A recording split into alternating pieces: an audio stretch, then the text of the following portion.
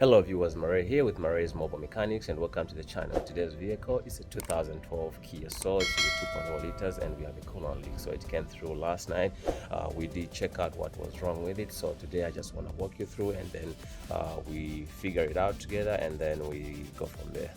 Hello viewers, so this is the Kia Soul. You can see the hood is up and we got a leak at the bottom right there. We got a paddle right there, but we are going to figure out where that paddle is coming from. So this is the 2.0 liters right there. You can see group 2.0 liters and it's a 4-cylinder. So I'm going to take off this plastic cover like so. It's got 4 rubber grommets. There's one here, the other one here, and then there's 2 more at the back right there. So if you look closely, there is all this green stuff around the front of the engine, and that's the customer's complaint. If you look down there, we got quite weight down there, so definitely we have a leak there. So what we're going to do is we are going to use our coolant pressure tester kit to pressurize the system so that we can find out where the leak is. So you have to make sure this car has stayed overnight or park it for quite some time, and then you can open the radiator cap and then pressurize the system. So right now I'm going to take off the radiator cap and find the right adapter in this kit, and then we're going to pressurize the system. So let me do that and then I'll bring you guys back. Hello viewers, so you have to make sure the car is parked overnight, or you can let it sit for maybe 30 minutes after being driven to make sure the coolant system is cool. So you don't want to burn yourself because it is hot, and you open this, you can get bent. So anyways, compress on your radiator cap and twist it counterclockwise. This is a good time also to inspect your radiator cap. In our case, this one is good, and this is the adapter that I found to suit this cooling system. So I am going to turn this guy like so. What this does is it expands this bottom rubber and then seals the radiator neck right there. So we need a pump with a gauge, which is this one right here, and then if you check, our radiator cap says 16 psi right there. So we're going to pressurize the system to 16 psi, but we don't need to go that far because this thing is leaking pretty much. So I'm just going to pressurize it just a little bit, and then we'll walk down the vehicle and see where the leak is.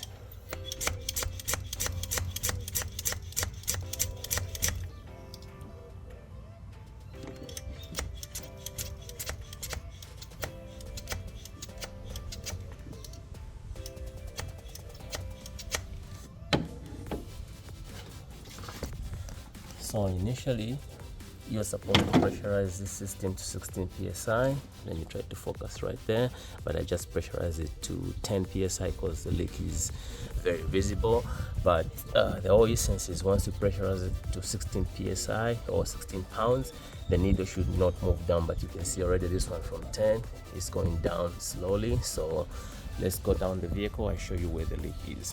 Safety first. So you can see I've choked the back of the car because we jacked it up right here, because that's where the leak is. Safety is number one, so you make sure your car is safe to be worked on. So you can see the jack is still supporting the vehicle, and then he's secured by a jack stand right there. So right now you can see the paddle is actually visible and large enough. So what I'm going to do is we'll crawl down the vehicle and then we'll try to figure out where the leak is coming from. So you can see it's dripping heavily, and you can see all the green coolant leak around the vehicle. So if you look closely, the leak is right there. That's where the leak is coming from. So the leak is coming from the water pump, and I believe the whipple is the one leaking. With time the seal goes bad and then it leaks from there. So you can see right there, after pressurizing the system, the leak is actually more visible, and that's our leak right there. So we'll go ahead and disconnect the battery, take the belt out, take the 4mm bolts on the pulley for the water pump, and then we get going. So let me do that and then I'll bring you guys back. Hello viewers, so I forgot to mention, the first thing we're going to do is drain the coolant. Since we are down here, you need to have yourself a drain like this one, and then you have to locate the drain port for the radiator. In our case, our drain is on the driver's side. That white cup you're seeing there is actually the drain for this 2012 Kia Soul. So you have to reach in with your hand and just turn it counterclockwise, and you should have your coolant to drain just like so. So it is open right now, and you can see we are draining coolant right there. So we'll let this drain, and then eventually once it stops draining, then I'll bring you guys back. We start disconnecting a few things and get going. Hello viewers, so as the coolant is draining, this is another good time you disconnect your negative terminal or the battery. You do not have to, but I prefer to do that because I'll be actually moving the alternator to take the tension off the belt. So to take this out, we use a 10mm socket. So just wiggle it and then just put it on the side, and then when you do that, we'll come this side, and then before we take anything or tension off the belt, by the way, we are going to take off this mount, support the engine at the bottom with the jack with a piece of wood, and then we're going to raise it up so that we can access the alternator from right here. Maybe we are going to take the mount out so that we can have a clear view, but we'll see how it's going to go. But for now, I'll get myself a 10mm wrench and take off. I don't know if you're able to see, but there's 4 bolts on the pulley for the water pump. There are 4 of them, so I'll take those out and then go from there. Hello viewers, so right now these are the bolts I was talking about. So you need the ratcheting wrench, a 10mm. It will help you greatly. So you have to loosen these bolts. They are not very tight. You have to loosen them before you take the belt out, because once you take the tension off the belt, you will have actually a hard time to take them out. So I've loosened the bottom ones. I was like, let me show my viewers how to actually take or loosen these bolts. So you can see I'm just loosening the top ones. You don't have to take them out completely, so that's how you loosen those. So now we are going to loosen this 12mm bolt right here. There should be another one on the side to take tension off the belt, and then the alternator will move, and then we are going to actually take the belt out. So let me do that and then I'll bring you guys back. Hello viewers, so we are going to use a 12mm socket right there to loosen this bolt right there. Let me see if I can actually put my socket on it. I might have to do this off camera and then bring you guys back, because you know, working with one hand and recording is kind of tricky. So let me do that and I'll bring you guys back. Hello viewers, I know it's a tight angle, but that's the setup right there. So you have to break loose that guy. Let's see if we can focus well right there. So when we loosen that guy, and then we'll come back and loosen this other one right there, and then our alternator will move, and then we will be able to take tension off the belt. So let me loosen the top one and then I'll bring you guys back. Hello viewers, so I just want to point out right now you can see the belt is still under tension. So once we loosen this guy right here, the belt will lose tension. So let me set myself up to loosen that guy, and then you see how the belt will lose tension, and that's how you get the belt out.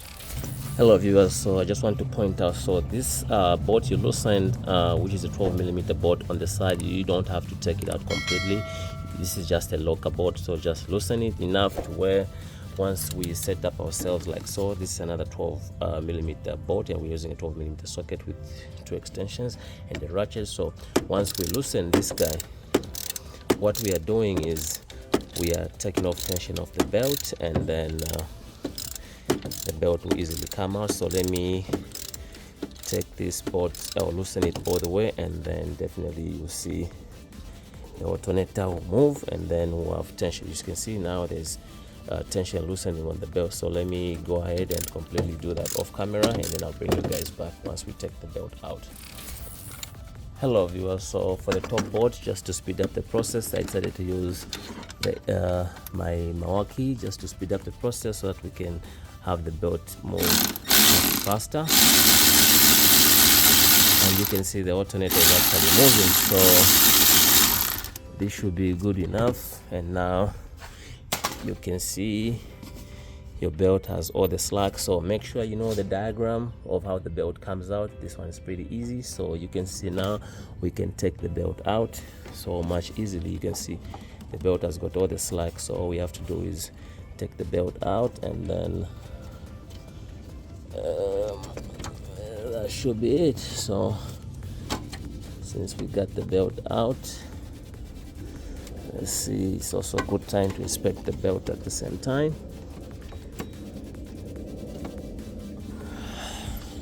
Belt is being held by a bracket right here. Let me take it out off camera, and then I'll bring you guys back. So after untangling the belt from the bottom, we can now take it off from the top like so, and this is a good time to inspect the belt and see the condition. So the belt is not pretty bad, so we are going to reuse the same belt. So right now I'm going to take off these 317mm 3 nuts and 1 bolt to take this bracket off, and then we are going to support the engine from the bottom, raise it up so that we can have the water pump slightly on top right here, so that we can show exactly how to take it out. We might take the mount out, but not too sure, but I'll let you know in a minute. Hello viewers, so right now at the bottom you can see I'm using my floor jack with a piece of wood right there, and I've gone right at the edge of the oil pan. I haven't gone in the middle. On the edge, that's where the strength of the oil pan is. So we are supporting that engine because we are taking off that bracket from the top. So you can jack up the car just a little bit, and then when we come to the top, we're going to use a 17mm socket right there with our rigid impact wrench. We'll start with that bolt right there, and then we'll switch to the nut right there, and then the other nut. And now it's time to jack up the car, because I could see it like deep down a little bit, so jack it up so that it doesn't go down. So take off that, and then this other one right here. So now you can take them off completely, and you see what I was talking about. So we'll take this out completely, the nuts as well, actually 3 nuts. So these are the same, you don't have to worry where they go, which I'm pretty sure is straightforward. And then we are going to take out this bracket just like so. So we'll put this on the side, and then see what we got right there. So if we raise this engine up a little bit, I think this is how far we can go. Now you can see we are going to take out these 10mm nuts on the water pump pulley. You can actually hear the water pump. I don't know if audio can pick it, that is gone bad.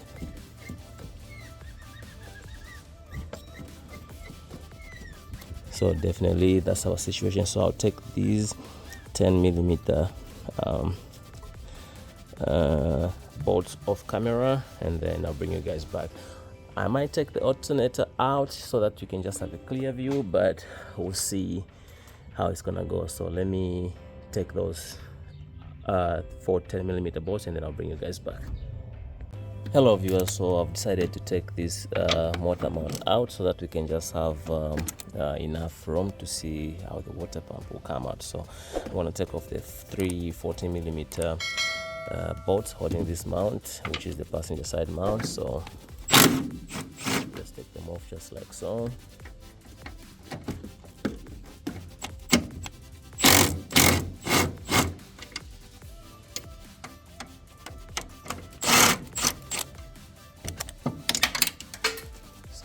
bolts fell down, so this one comes off just like so, and then that's just like so, and then we get this mount out of the way, and then we just have a little bit of room to see exactly where the water pump is and how it will come out. So that's the water pump right there.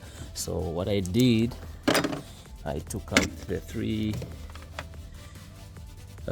bolts for the water pump pulley, which is right here. I'm only remaining with 1, and right now I'm using my impact just to take that bolt out. I don't know if you can catch it on camera, but yeah, that's the one right there. And once we take that out, and I think our pulley might slide out just like so. So when I look right here, I got 2 ground wires that I need to take out, which is 1 here and 1 there, and then this water pump pulley will actually come off, or the other way I can try to lower the engine down completely. Let me try that and then I'll bring you guys back. So I tried to lower the water pump down, and it's the same situation. So I have to take those 2 10mm ground bolts. You see those? I have to take them out. That's how we can create space for that pulley to come out. So it's 2 of them. So let me take those off camera and I'll bring you guys back. Hello viewers, so right now you can see my grounds are disconnected, and let's see if this pulley will actually come out. So I believe we have to jack up the engine a little bit more, and then maybe our pulley would come off just like so. So we got our pulley for the water pump out, and now you can see the water pump is exposed right there. So I think the water pump, I don't know how many bolts it has, but let's look at the new one, and the new one will actually guide us on how many bolts holds this water pump. So our new one is a Duralast brand. That's the part number right there, courtesy of AutoZone. I believe it's US 8106, and that's our water pump right there. I think, let's see how many bolts. Let's count them. Let's turn this water pump upside down, and I believe it's 5 bolts. You can see 3 here, 1 2 3 4 5, and our new water pump comes with a gasket kit right there, and we're going to use this coolant, the green one, for Asian vehicles. And you can see right there we got our Kia 1990 and up. So make sure you use the right coolant and a good water pump. The good deal on this one is lifetime warranty, so if it goes bad you can easily switch it out. So I'll come back to the vehicle, I'll take off those 10 5mm bolts on that water pump, and then I'll bring you guys back. Hello viewers, so right now I've just decided to have a clear view of what's going on. I'm going to disconnect the alternator. All I need is just to disconnect this electrical clip right here, pull the cable out, and then there should be another bolt under this cover right here. We just need to open this cover, and then the bolt should be down there, and then take this other bolt out completely, and our alternator will be out of the way. You can see right now it's just moving freely. So just this bolt, this electrical clip connection right here, and then there's a bolt. You just have to tap this with the screwdriver open, and the bolt right nut also right there, and then this bolt right there, so that we have a clear picture of the water pump. So let me do that, and then I'll bring you guys back. Hello viewers, so after taking off the alternator, you can see right now the water pump is exposed fully. You do not need to take the alternator out, but I just did it so that you can have a clear view of what is exactly going on. So right now I've loosened the, I believe, the 5 10mm bolts that holds the water pump, and right now you can see my ratchet is set up on the bottom one. That's the most difficult one, so we're using a 10mm socket, and I'll just go ahead and zip this one out, and then we'll switch to this other one right there. This one is pretty easy. You can see right there, they are pretty long. So we go to the other one right there, and then this other one right there, and then you'll find yourself like in this situation. Just take your ratchet out before it reaches the frame right there, and then we have another one right there. This one you can take it out completely, and right now I'll just go ahead and then take them out by hand. As you can see, they are almost loose. We got this top one, so I kind of feel like these two so far are the same size.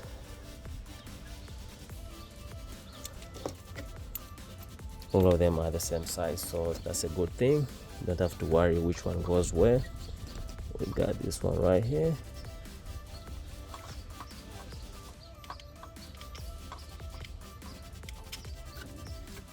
And it looks exactly the same as the others. So we got one more at the bottom. This is the one right here, and thank God they are all the same. So right now this water pump is good to come out just like so. This is the one right here. So what we're going to do right now, it looks exactly the same. I like the way the gasket came out with the old water pump. So we got less to clean. So right now I'll just go ahead with the rag and just clean up the mating surface. Let me try to focus right there. I'll just go ahead and clean the mating surfaces right there. And like I said, you do not have to take the alternator out, but for your viewers, I just wanted you to have a clear view, just in case you encounter a situation like this one, you know how to handle it. So, and just like I said, so right now it's just a matter of cleaning up the mating surface and then install the new one. So if you look at the old one and the new one, they look the same. So if you look closely right there, let's see if we can focus. It's got two dowel pins. There's one right there, and then there's another one right there. So this they will house your gasket so that it doesn't keep falling. I like the Asian concept on how they do certain things. So this is perfect, because sometimes different cars you struggle to actually house the gasket, but in this case, these dowel pins, these two dowel pins, let me take this gasket off, you see what I'm talking about. These two dowel pins, they will help you house the gasket, and then it will be easy to install. So I showed you the part number, the type of coolant. So let me clean up that base, and then we'll go ahead and reinstall the new water pump, and then we go from there. Hello viewers, so all you need is just a razor blade like this one. Just scrape off all the excess debris right there. This is actually clean. Just clean up that base area, and then you don't have to go too crazy because you might damage the surface. So just go a little bit gentle, and then once you finish cleaning up, I'll go ahead and reinstall the water pump. Off camera is basically the opposite of how I took it out, and I'll put back the alternator, and then I'll bring you guys back once we start talking the water pump to spec. Hello viewers, so I put back everything off camera because basically it's the opposite orientation of how the water pump came out. So basically the mount is back on, the belt and the alternator, everything is connected. You can see we got a shiny new water pump. What I just need to do is, I almost forgot, I just need to tighten those 4 bolts on the pulley. The ground connections are back, and we got our old one right there. So we're going to use this coolant right here to fill it up, and then if you have a fancy funnel like this one, you need to find the right adapter, which is this one for me. So we are going to use it this way. We are going to put this connector right there, and then close it just like so, and then we'll go ahead and put our funnel right there, and then we'll fill it up with coolant. And then don't forget, we disconnected the battery is connected back on, and we are using the Asian coolant, specifically for Kia. I don't like using the universal, so make sure the seal is on. That makes sure it's never been opened. So we'll go ahead and bring coolant in there, just like so. Just fill it up to where it will stop going into the engine. And please don't forget to close your drain for the coolant, the one we drain the coolant from. So make sure you keep pouring until it stops moving. So I'll bring you guys back once everything is set. Hello viewers, so I just finished tightening the bolts on the pulley right there, and make sure your grounds are connected. If you're not sure of what you're doing, get pictures so that you don't forget which bolt came from where and where everything goes back. So after tightening those bolts, this is how much coolant you need in your funnel right now. So right now, make sure the barrier is connected and everything is good. So you can see the level is not moving. So right now it's time to do what we call bleeding the coolant or bepping the system. So what that means is we have to take all the air out. So right now, as I run the car, we have to turn the AC off and turn the heater on. That's just to speed up the process, and we have to wait until that fan kicks in. That means the thermostat has opened and everything should be good to go. So right now we head inside the vehicle, keys in the ignition. So right now, like I said, we have to turn the AC radio off first. We turn the AC off, which is the AC should be off, and then we have to take this guy to the heat side and then turn the knob to high and then make sure the AC is off. What that does is it just helps the car to heat up faster and reach its operating temperature faster. And then we'll keep watching the gauge. And by the way, this car was not overheating. You just have to wait for that fan to kick in. So right now we'll let the car run. If we want, we can give it gas just to speed up the process, but right now you can see the fan is not spinning, so we have to wait until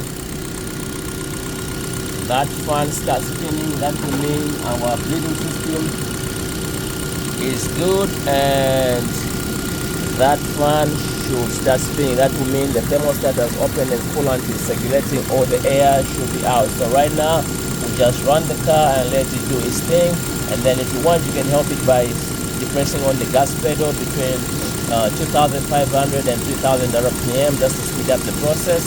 So for now we'll let the car run, and you can see the coolant is just on the same level. At some point you see bubbles, which means air is coming out of the engine. And for now, like I said, we'll just let this car do its thing. And as we check right now, we got nothing dripping. This is just after cleaning the engine. And on the other side, I closed the drain, which is good. So I'll bring you guys back once the fan kick in, just to make sure our system is bled and everything is good to go. So I'll see you on the other side.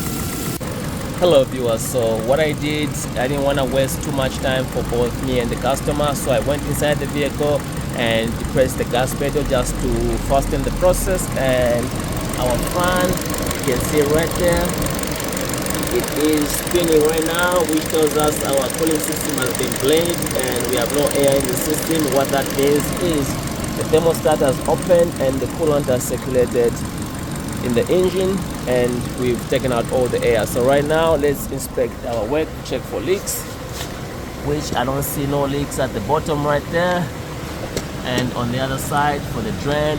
And before I go anywhere, the water pump bolts, you can torque them to 8.7 foot-pound. I don't have a torque wrench with those graduations, so I just used my experience. I just torque those bolts down. I've done so many water pumps, so I just went by feel. But if you have a torque wrench, that's a good thing. So right now, let's head inside the vehicle and we check the gauge. So you can see our temperature gauge is actually slightly below the half mark, so that tells us everything is working okay. So definitely that's how you replace a water pump on a 2012 Kia Soul 2.4 liters. Thanks for watching. Stay blessed, be good. Marais here with Marais Mobile Mechanics signing out, and we'll see you on the next one.